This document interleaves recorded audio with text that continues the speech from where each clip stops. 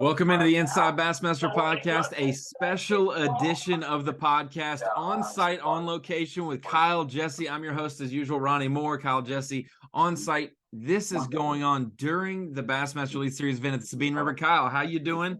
Show us where you're at and tell us what you're doing. Yeah, we are currently burning up out here. It's nice and warm. Everybody knew that was going to be the case, of course, coming to East Texas in June. But you know, I say that it's really not been too bad. It was pretty manageable most of the day. Obviously, as you can see behind me, we've got a good solid crowd started for a Thursday. Obviously, people still working and stuff. So certainly excited to see what the weekend will hold as far as the crowds. I've not got to see it in person like we talked about on the last podcast. So I am looking forward to this weekend. That's for sure. Well, we've been talking about this all year. How do we do a podcast somewhat live from an event, not just recap and preview? So you're on site. We're going to do a couple of things throughout this week. Each day we'll knock out some stuff. So day one at the Sabine River, we just finished weighing. You can hear Dave Mercer in the background announce the top 10. Chad Pipkins, 14.5 pounds leading day one. Big fish as well, almost a 6-pounder. What did you see from day one at on the water at Sabine? Because we had a great show on Bassmaster Live going. Yeah, so I mean, obviously the easy answer would be it was a grind. Obviously, that's going to be probably the most overused phrase. I'm sure you guys are having to tone it back on Bassmaster Live because that's such an overused phrase. But I mean, it really was. You know, it seemed like the area that I was in specifically, we spent most of the day in Cow Bayou.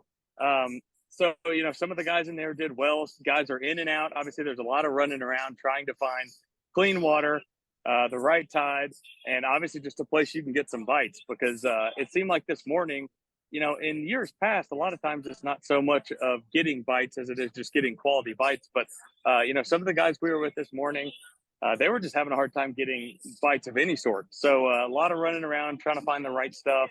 But it was interesting. So the one thing that I noticed the most looking at the map, the Bass Track map, and trying to figure out where guys were is it seemed like it was one extreme or the other. You either had guys fishing extremely close or extremely far, which seems to be the case most often here. You know, you'd be able to tell me better. Obviously, I didn't get to go to Houston and or really see a whole lot of guys over there, but it seemed like the majority of the guys were, you know, that did really well, fished really, really close, or were, you know, pretty good ways away. So a good mixture there. Yeah, and the one big thing watching Bassmaster Live, we had 6 anglers on day one. We picked a couple defending champs, a couple guys who have done really well here, some that might show us some different views.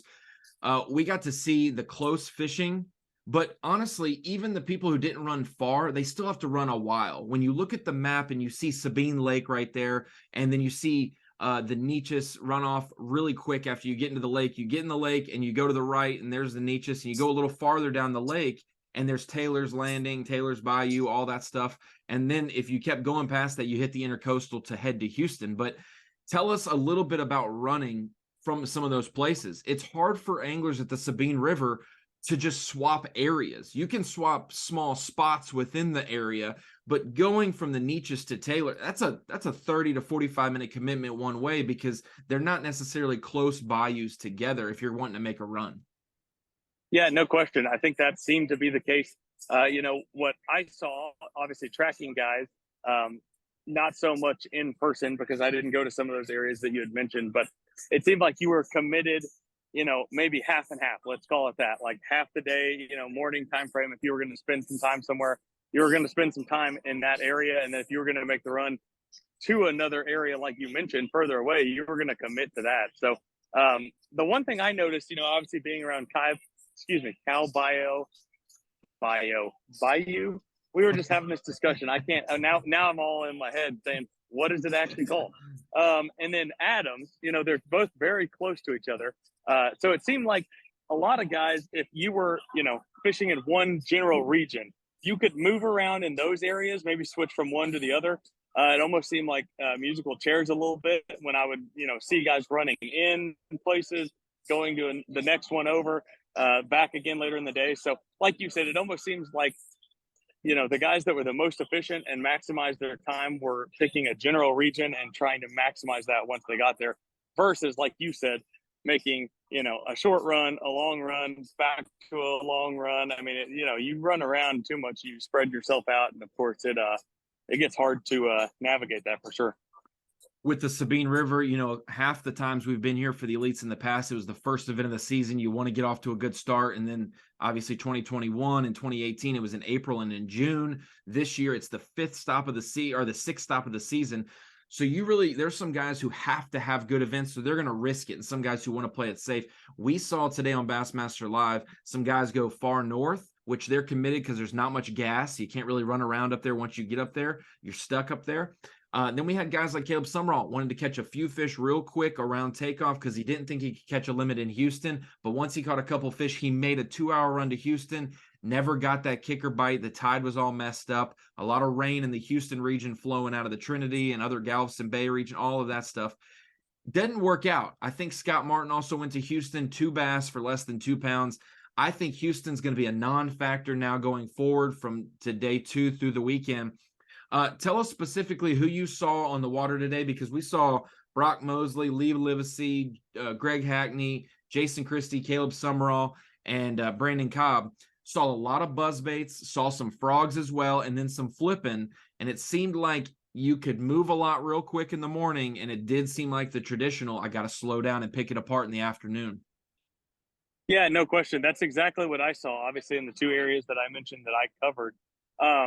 Lots of boats. I could go to listen who all I saw, but I mean, Daryl Gleason, Caleb Kufall, saw Jason Christie a little bit, Jay Shakurat, David Williams. I'm trying to blank. I'm trying to think of all the people. Saw running there and back, of course. Ton of guys. John Cruz for a little bit.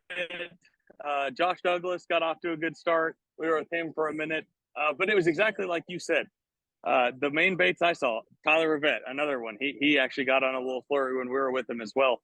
Same exact thing you were mentioning. Obviously, covered water. I saw frogs, buzz baits, poppers, and then, like you said, obviously more conventional flipping. Tyler was even fishing some of the thicker vegetation, concentrating on key areas, things of that nature. But yeah, you hit the nail on the head. It seemed like first thing in the morning till, I don't know, call it 9 o'clock, which when you take off at 6 is a long time. But till probably like, 8:30, 9 o'clock seemed like those top water baits covering water seemed to be the deal. And then no question, later in the day, as it got hotter, the anglers slowed down. That is for sure. And, saw some of the guys capitalize on that later by slowing down for sure. Last thing, something we can't necessarily see on live when we see the cameras angles. We're stuck in the boat. We don't see necessarily the lines on the shoreline cover. We've gone to a lot of tidal places, Winyah Bay, the Chesapeake Bay, Potomac, places like that where there's bigger swings, Delaware River, huge swings, not as big of a tidal swing.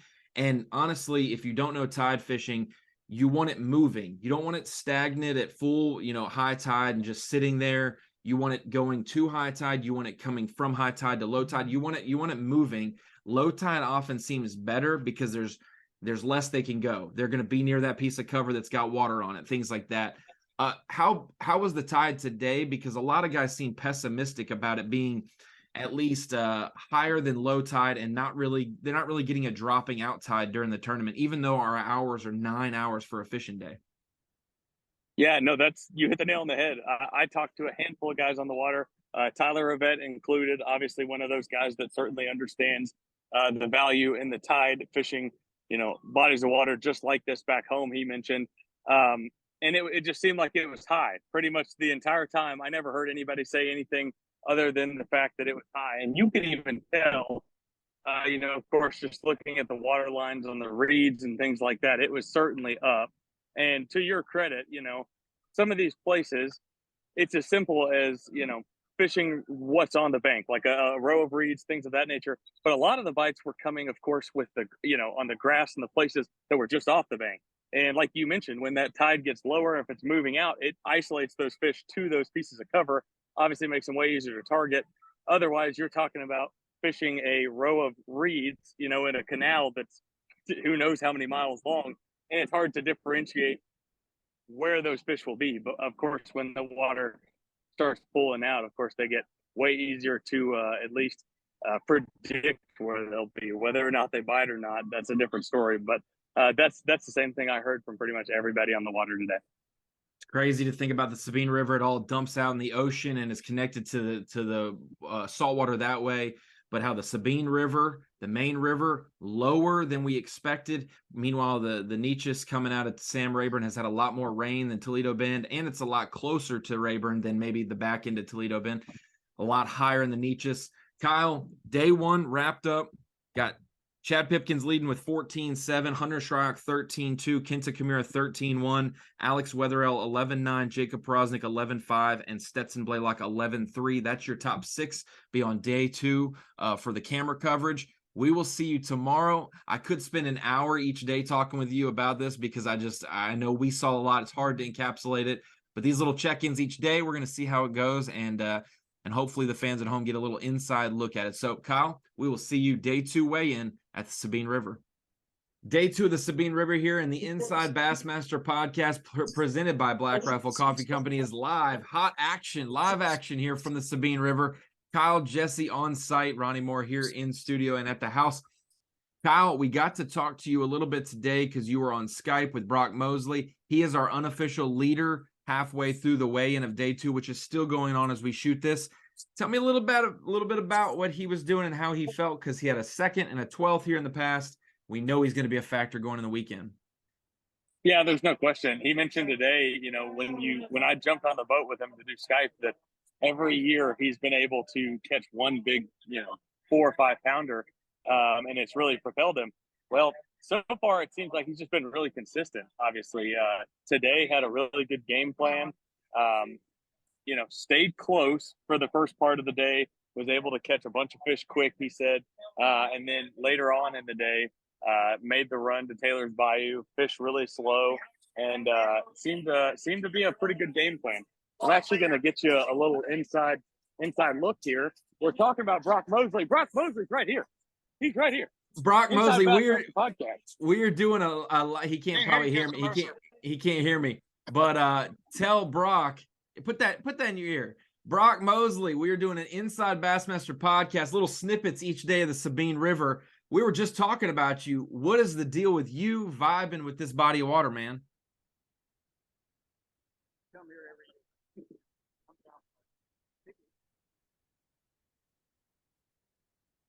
Kyle, swap ear pods with him. He's got the mic's on the other one. There we go. There we go. There. Oh yeah. I said we need to come back here every year. Every year. But no, these people are awesome. This crowd on a Friday is bigger than most crowds we see all year. So man, they love having us here. The fishing ain't, awesome. But I mean, you still catch a bunch of fish, they're just small. So I'm down to come every year. I was mentioning this to somebody else, and I was talking to Kyle about this.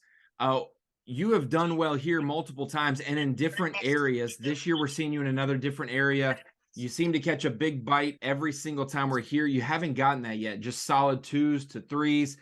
Are you going to make any kind of adjustments for the weekend, any game plan, or just nail in what you've been doing well? Going to keep trying to play steady, Eddie. Trying to learn from my mistakes from previous years. Previous years, I've caught big bags, but that's all about a big one, I haven't ran into a big one all week, so maybe we can do it tomorrow.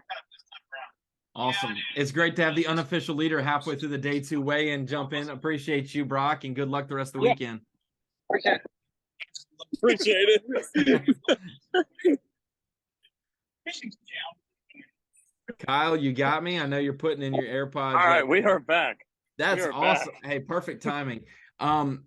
Man, let's just talk about some other movers and shakers. We could talk about Brock in a moment as well, how 5 second place finishes, how deserving he is for a win, and it feels like this could be I texted with Brock last week, actually. I sent him the top 13 catches from Murray. He was one of the top 13 catches. He said, how about we get a runner-up soon? And I said, how about you get a win soon? And then this week, he is now large and in charge. Another guy, man, going to be thinking about the mistakes he might have made on day one. Caleb Summerall fished near the ramp for an hour or so, made a long run to Houston. It really didn't pan out, improving his weight-wise. He decided to stay closer to Orange, not necessarily at the takeoff, but just in those bayous and things nearby. Huge day for Caleb Summerall, and he's going to be in the mix, but probably thinking at the end of this event maybe, what could have been if he didn't waste 4.5 hours running on day one. Yeah, there's no question. I heard you guys say that on live, actually, when I was in the boat with Brock, and I started thinking about it too, because, you factor in, like you said, 4 hours there and back, combined time.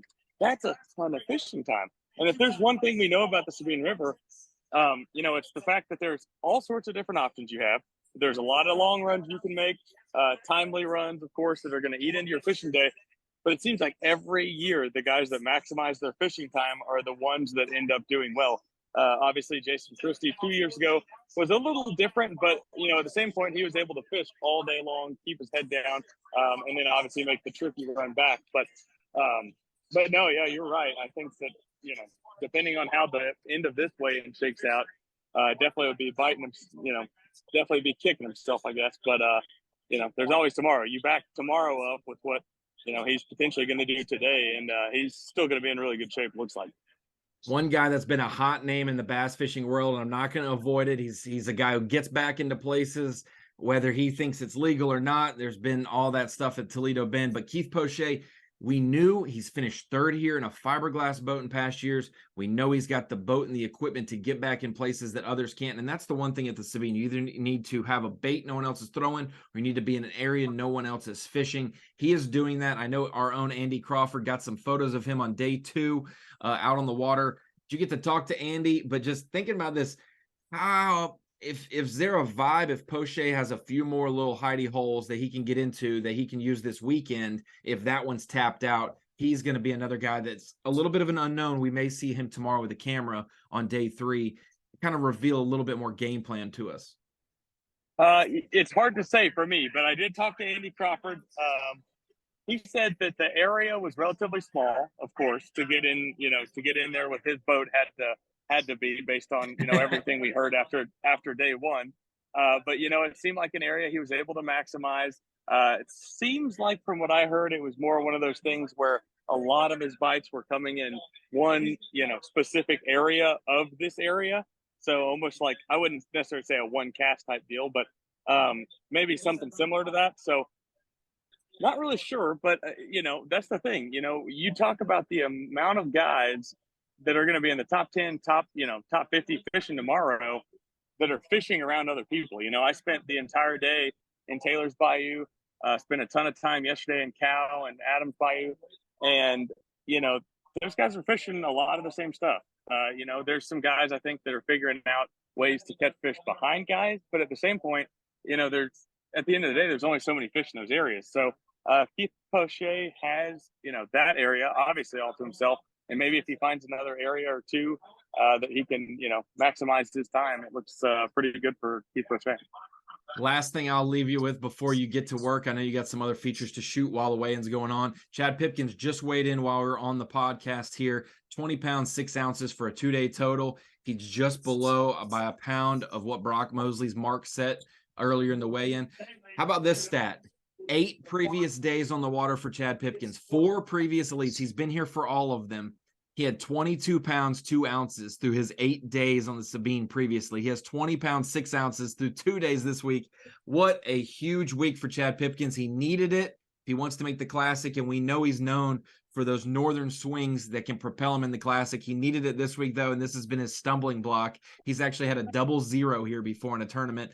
Man, he's got to be on cloud 9 with the fact that he's fishing Saturday, but that he's still in the top 5 after only having 5 pounds and change today. Yeah, there's no question. You could tell after yesterday's weigh-in how excited he.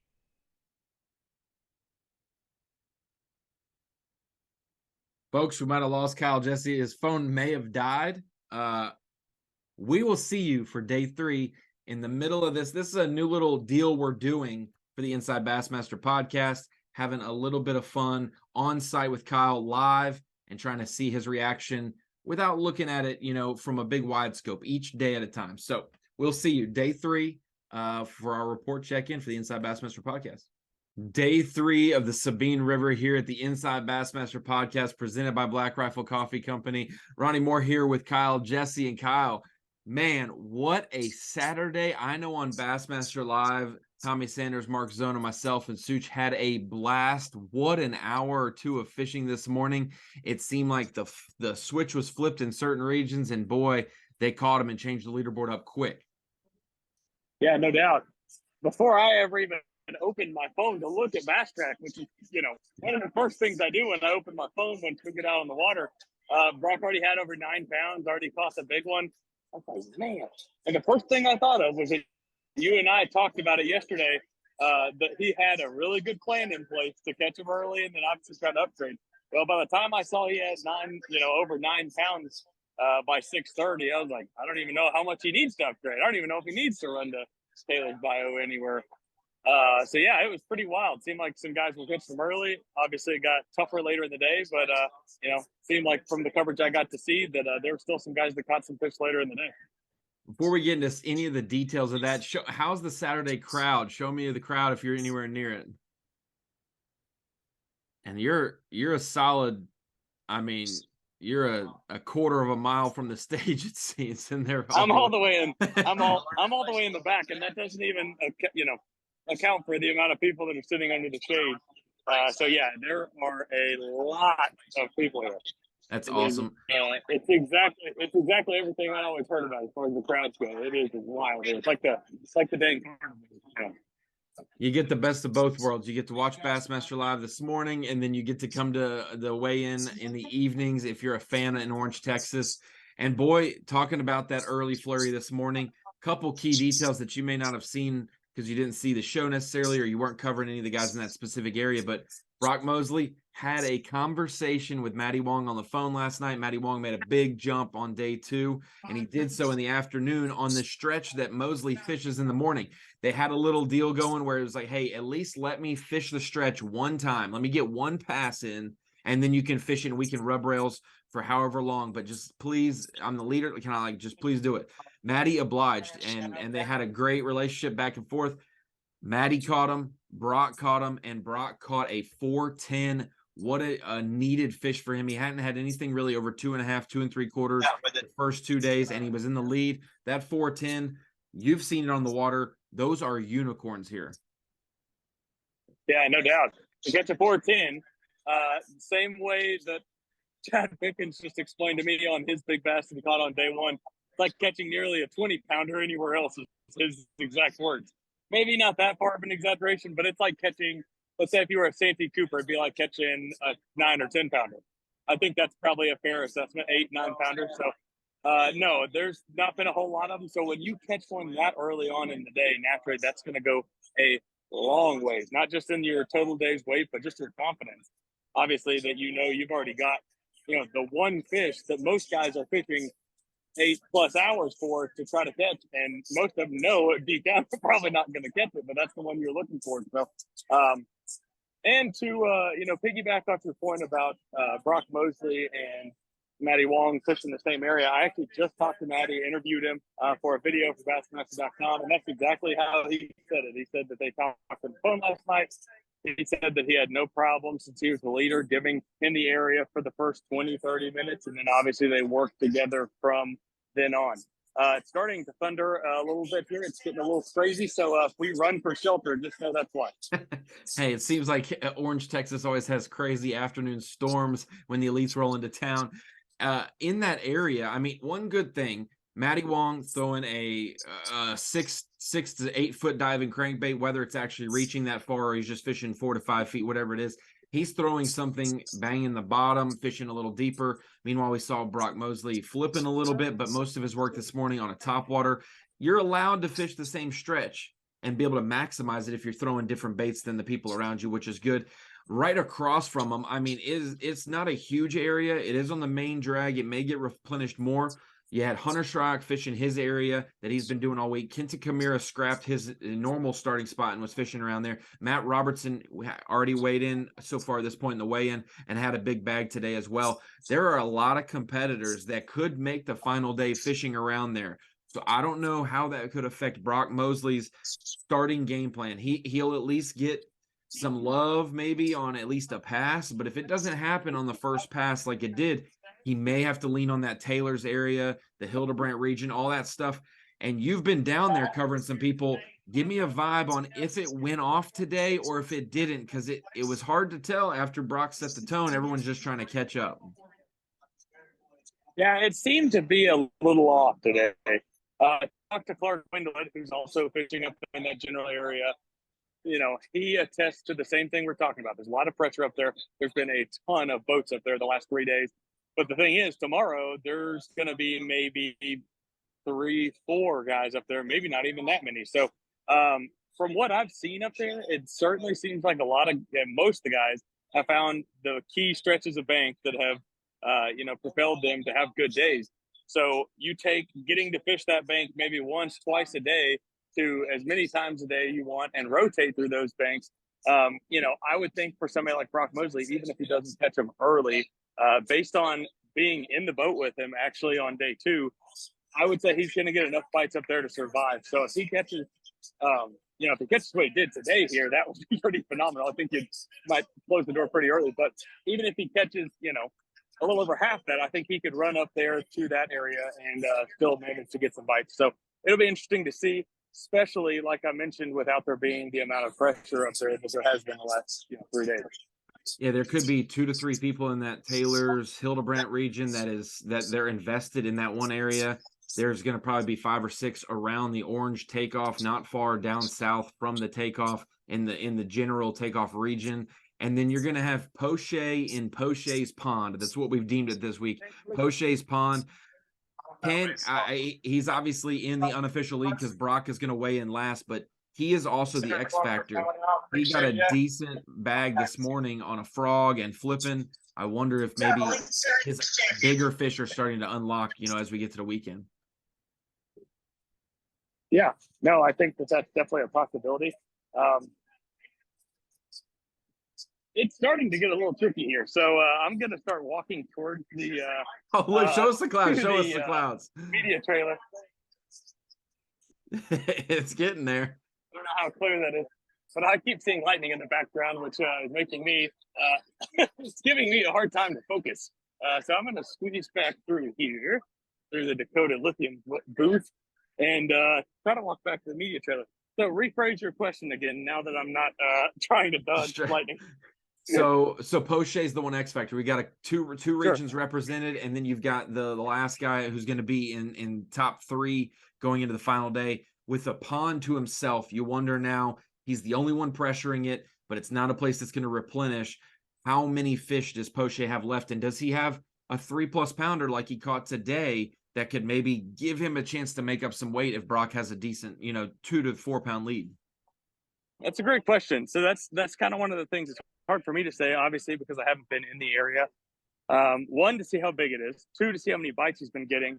But that is certainly the X factor. I think you look at the weight, as far as consistency is concerned, maybe other than, I guess Brock, even though on day 1 he didn't quite have the day that he had the last 2. But, I mean, he's been pretty consistent. Seems like it's not like he's fallen off big time one day versus the other. So, if he gets one of those big bites tomorrow, good chance that he can, take home a blue trophy. But once again, that's all based on what Brock Mosley's going to be able to do, because looks like based on what we're seeing so far. Obviously, the weigh-in hasn't concluded yet, right this second, but looks like Brock will have a lead, and just determines on how big it is. And obviously, Brock's start's going to be a huge factor, like we talked about. Yeah, Brock with almost 10 pounds on day 1, just an ounce off that, 11.5 on day 2, close to 13 on day 3. Kyle, Jessie, give me your prediction. 5 second-place finishes for Brock Mosley, including one here at Sabine River. Does he break through for his first Elite Series title tomorrow or on Sunday, if for people who are listening later? Or is it someone else that maybe Keith Poche's been around? He's won Bassmaster events, but no Elite Series tournaments. Can Poche get it done? There's a lot of different people rooting in different ways, but will Brock finally kick the stigma of seconds? I think he does. Typically, when we get to the final day, as long as the weights are pretty close, just for predicting's sake, I typically say that somebody not in first is going to win, but I would say Brock Mosley is going to get it done tomorrow. Just like we talked about yesterday, it just seemed like from being in the boat with him, getting to talk to him while he was fishing, it just seems like he has such a good plan not only for big bites, but just number of bites. And it's almost one of those things, if you just keep getting bites, based on what I've seen, I know there's a lot of guys that have caught a lot of fish, but most of the ones I have covered have not caught a ton. It's not been a deal where they're getting a ton of bites. Brock's got multiple patterns working for him to where, if he was solely banking on that first spot to pan out, you'd have to wonder. You'd know pretty much within the first hour or two if it was going to happen. But the fact that he's got two different deals to run, I saw the number of bites he was getting up in the Hildebrandt and Taylor's Bayou area. I think he gets it done tomorrow. I think Brock Mosley is going to get his first Elite Series victory on Sunday. It's going to be a great final day, no matter how it shakes out, whether the fishing's phenomenal like it was today. Probably, Kyle, of all the days we've had at the Sabine River today, this morning, it was on par with the best fishing we've seen. Most flurries of fish. Everyone was catching fish this morning. I think there was 40 or so fish caught in that little region within the first hour. Brock had a 19-minute limit, catches his kicker that he's been desiring all week. Every single time we're at the Sabine, Brock's in contention. He's gotten that big bite. It's not as big as it's been in past years, but almost a 5-pounder will do him right. We will see going into the final day, top 10 Bassmaster Live. I know the Sabine River's tough for some folks, but man, whoever wins it on Championship Sunday has definitely earned it. Kyle, we will see you on Championship Sunday. I know you got a lot of things going on. First and foremost, stay away from the electricity, and we'll see you on Sunday. Day 4 here of the Bassmaster Elite at the Sabine River, the Inside Bassmaster Podcast, kind of on-site live with Kyle, Jessie, and Kyle. The final day, it proved to be dramatic. You want the guys to go out there and solidify a victory or do the comeback early. Brock Mosley got that quick limit, and everyone else kind of started chipping away throughout the end of the day. And we knew someone was going to try to walk through that door, and Clark Wendlandt tried to, but all in all, Brock Mosley wins his first Elite Series title after so many second-place finishes. I bet the scene was crazy at the Sabine River in Orange, Texas at the weigh-in.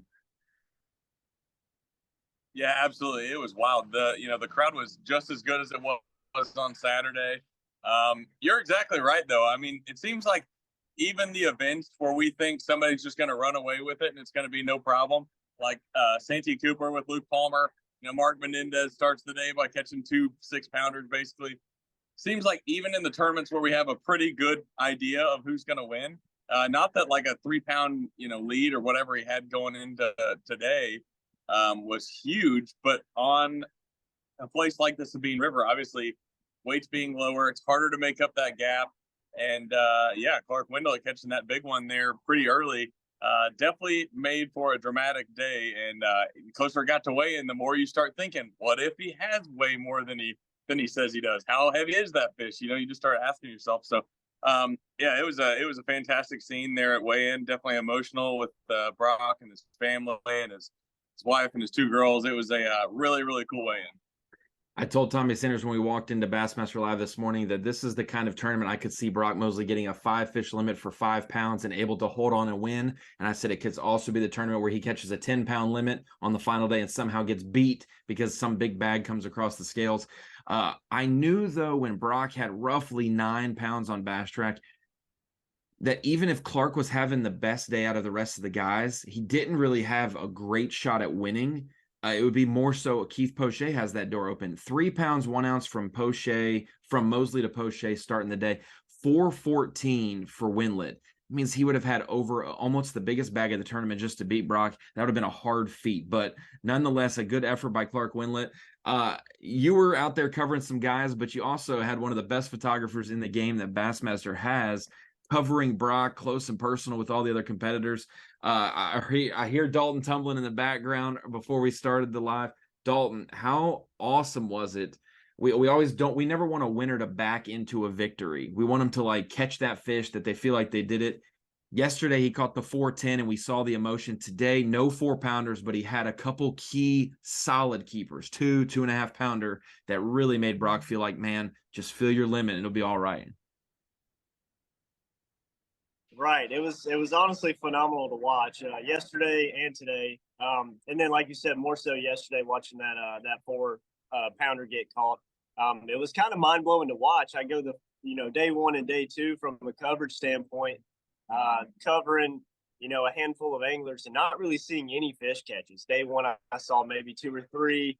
Day 2, I saw like one fish get caught all day. I mean, a grinder. And then I go to Brock Mosley yesterday and today. And within the first hour, I'm seeing, 8 to 10 fish get caught in a 4-pounder. Like, what is this? Are we still even at the Sabine? But to see him catch that big one and lose his mind, it was awesome. And then today, little worried there at first because it was slower, but he had it. And those couple key fish really helped him seal the deal. It's got to probably make him feel good knowing that second and third we're going to be running for 45 minutes to an hour, and he already had a limit by 6:30. Like, at least you did your job. You were going to weigh in 20, which is a feat at the Sabine.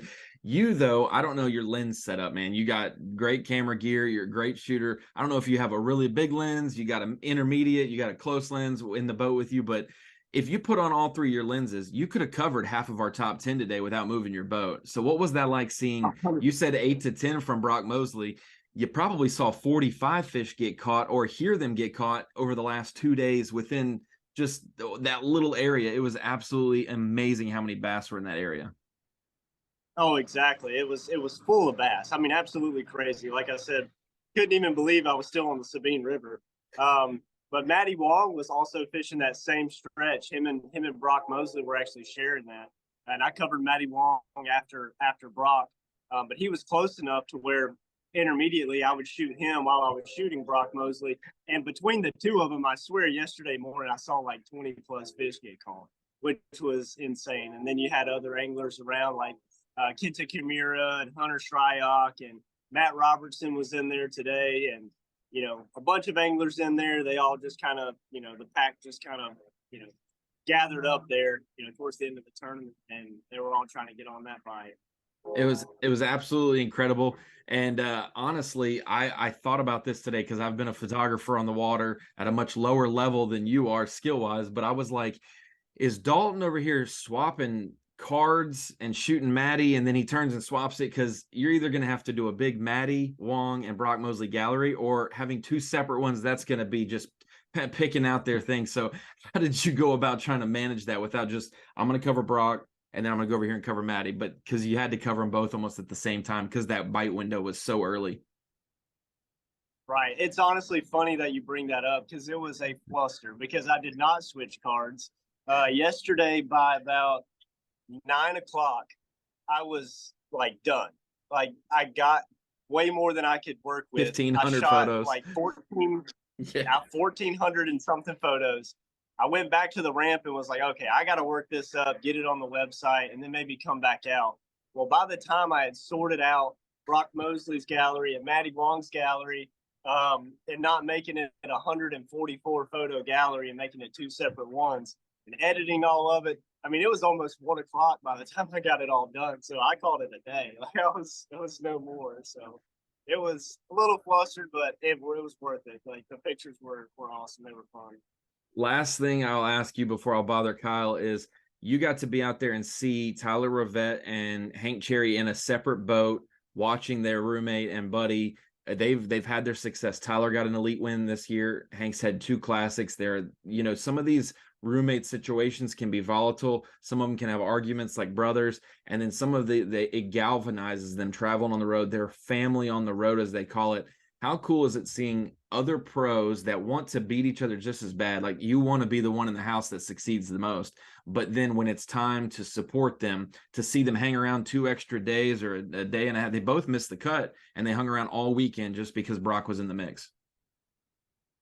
Right. You always love to see that. I mean, it was awesome to watch. They've definitely got a tight brotherhood going on. They're buddies. They give each other a hard time.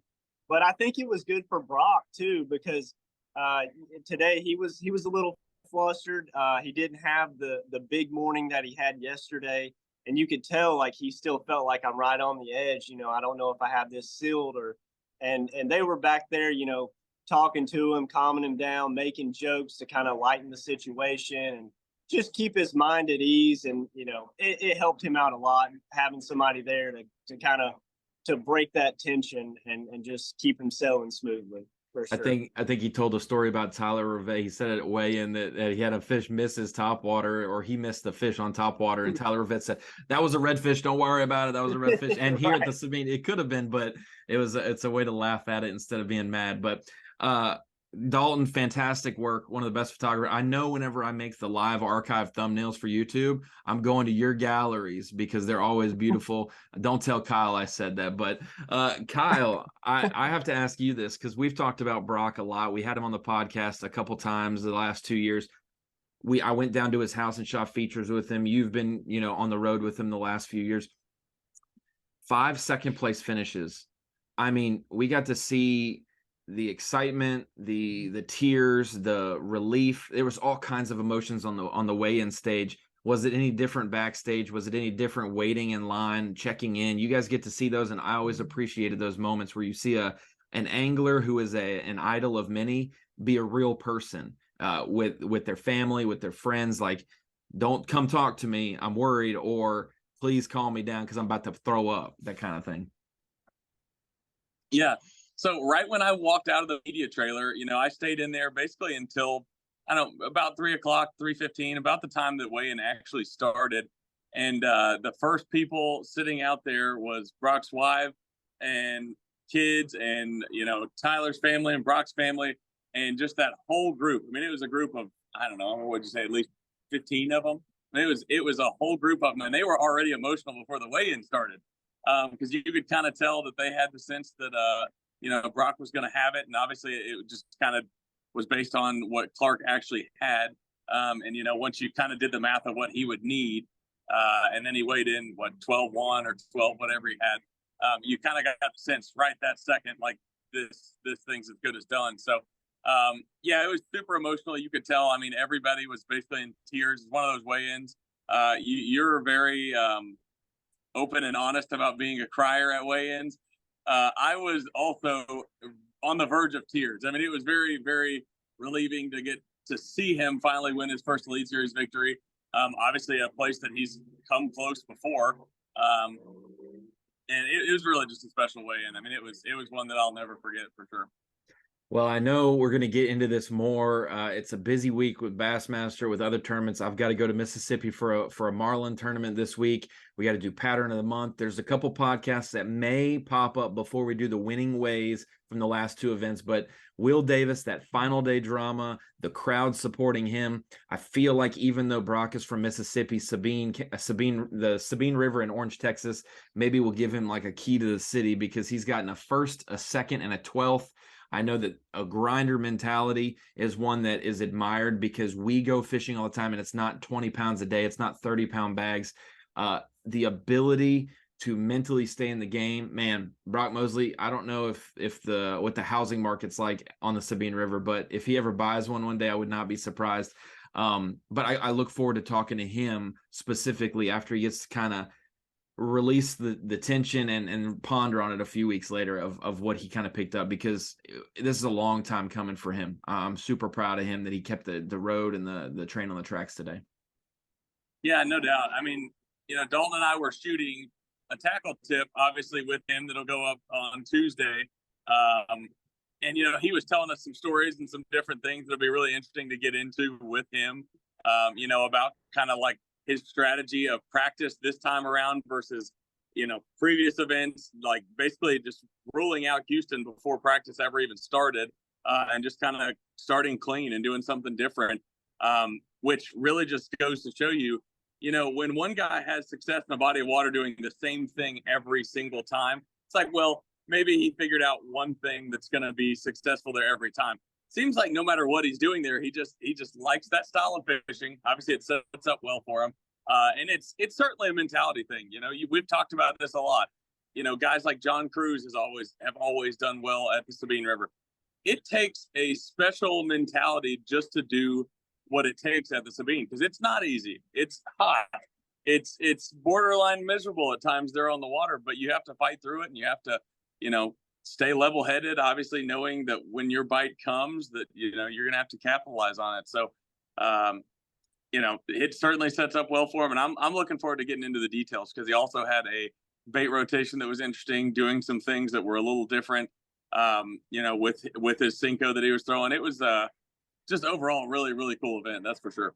I don't know if I've seen so many awesome pop-R catches other than maybe Stetson Blaylock 2019 at Lake Hartwell, and he only had a handful. They were just really memorable close-up shots. No, But to see no so doubt. many fish going back and forth on a stretch that have seen the pop-R chugging above their head all morning, and they're still biting it.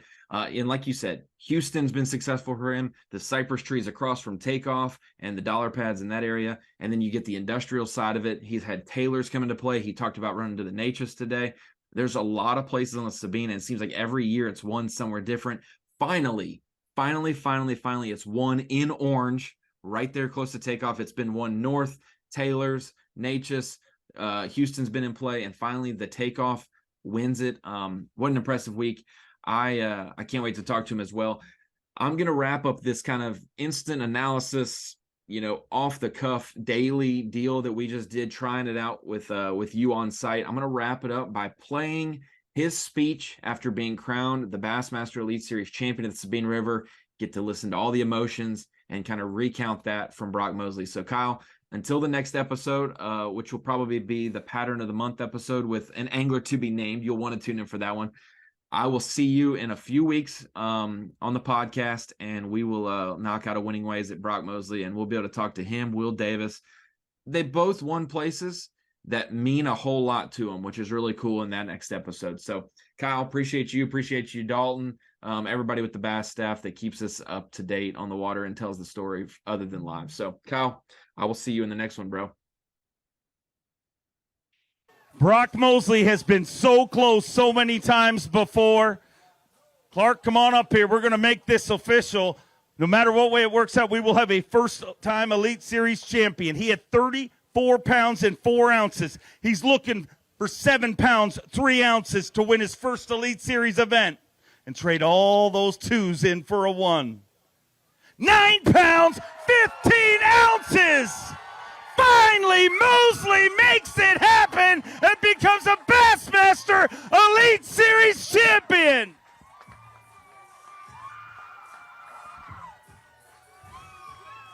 Finally, Mosley makes it happen and mows them down. And finally, so many times you have been so close. You've had to walk off that stage, kick stones with tears running down your face. But, dude, if there's any tears today, they are tears of joy. Because for the rest of your life, Brock Mosley, you slayed a dragon today. And you traded all those 2s in for 1. And for the rest of your life, you're a Bassmaster Elite Series champion.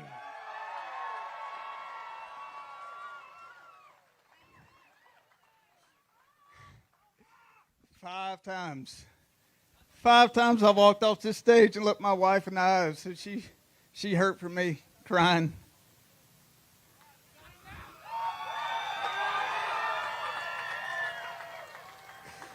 Whew.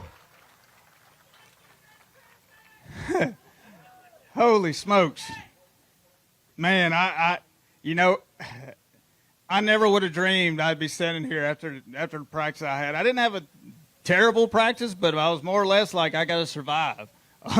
We're getting kind of late in our season. You start worrying about, the classic, gotta get all the points you can get. And, after the first day, I kind of got in a rhythm, and every day I got a little bit more dialed in. I started close every day, and, I'd get an 8.5 to 10 pound limit every day. And, oh, sorry, I just see my wife walking. And, there was the first 2 days I run the Taylors and cold a couple times. And, yesterday I ran over there, caught 6 or 7 that didn't help. So today when I had, 8.5 pounds pretty quick this morning, I said, I'm going to stick around here, try to coal up, and I want to make them guys beat me. I don't want to make mistakes and look, dumb in front of everybody. But it's one of them deals where, I was starting to spin out a little bit. I was like, not again, here we go. At 11 o'clock, I think I caught one of my keepers, or one that I weighed in, and it calmed me down, and I went back to put my head down and fishing. And I said, I'm going to leave it all out here on the water. And, when you finish second a few times, you start to wonder if it's ever meant to be. But, I always said, if it's God's plan, I'll win one of these one days, and today's my day.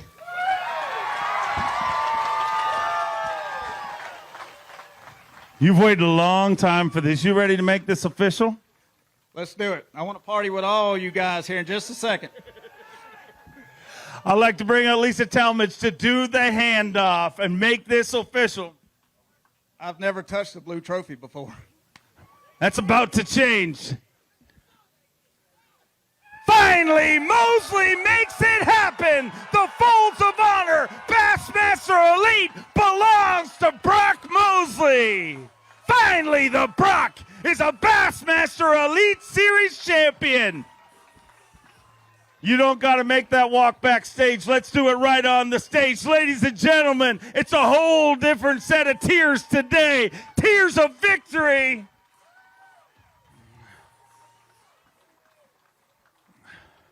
Man, you guys have, as a family, have worked so hard. I literally today, I'm like, if he doesn't pull this off, I don't know what to say to the family anymore. But what does it feel like to see this lifelong dream come true? It's just amazing. I know how hard he works all the time. I mean, he puts in the work all the time, from at home to on the water, and I'm just so proud of him. I know he has wanted this his whole life, so congratulations, babe. Before I get too excited, I wouldn't be here, without the support of my family and friends, my road family. None of us would be here without companies that support us. Dakota Lithium, Stormy, this is half yours, buddy. Hook, Phoenix Boats, Mercury, Yamamoto. I caught a lot of fish this week on a 4-inch Yamamoto Cinco. I think I went through about 30 packs of them. So, Trocar, I was throwing Trocar triple grips on the top waters I was throwing. I didn't lose any that would have helped. So, it's just been a whirlwind. But, man, we here, and we fisting to get down. You talked about your road family, and how important was it to look over your shoulder today and look at Tyler Rivette, Hank Cherry, I think Brad Watley was out there. How many sports do you see other competitors? These guys live on the road, and they stayed here not just to see you win, but also to support you on the water. Yeah, they're awesome. They kind of kept me calm. I had a pretty good fish blow up on the buzzbait and miss it this morning, and Tyler's right there behind me and said, "Redfish." I was like, oh yeah, that was a big redfish. But, they're great. Tyler won the first one of the season. Hank's got a couple classics. Now we just got to get Brad one. And if we can keep him calm enough and in a good mood, his will come soon, because he's taught me a lot about this sport and things to do on the water. But, it's a team. That's what we are. We're a team. And you can actually catch a lot of our stuff on Elite Bassin, our YouTube channel. It's about our road life and how we kind of break down on the water and, share info with each other and just, our travel life. But check that out if you guys want to. But everybody wants to see them congratulate you, so why not give them the opportunity right now, ladies and gentlemen? Welcome them to the stage. A brotherhood of Bassmasters, and this team gets it done here today. One more time, we're going to get you to hold that trophy, but I'm going to give you an opportunity. Bates, anything you want to talk about before you hold that trophy up again and start your party? Like I said, I caught a lot of my fish this week on a 4-inch Yamamoto Cinco, whether I was power shotting it on a drop shot or Texas rigging it, using Trocar, a 2-aught EWG flipping hook, and then all my fish was on ARC rods with the brand new ARC gravity reels. I was using the Gravity 5 and the Gravity 7 this week, but it's been fun. Like I said, I couldn't do it with all my sponsors, and luckily I know I'm probably leaving some out, but hey, I got so many things going through my head right now. One more time, let's get him to hold this trophy. He's worked hard. 5 times he finished second. Not today. Finally, Mosley makes it happen. The Folds of Honor Bassmaster Elite belongs to Brock Mosley. Mosley. He is a Bassmaster Elite Series champion. And he takes it to the crowd. Orange, Texas. This event is all about the fans. And Brock Mosley, being a true champion both on and off the water, takes the trophy to the fans.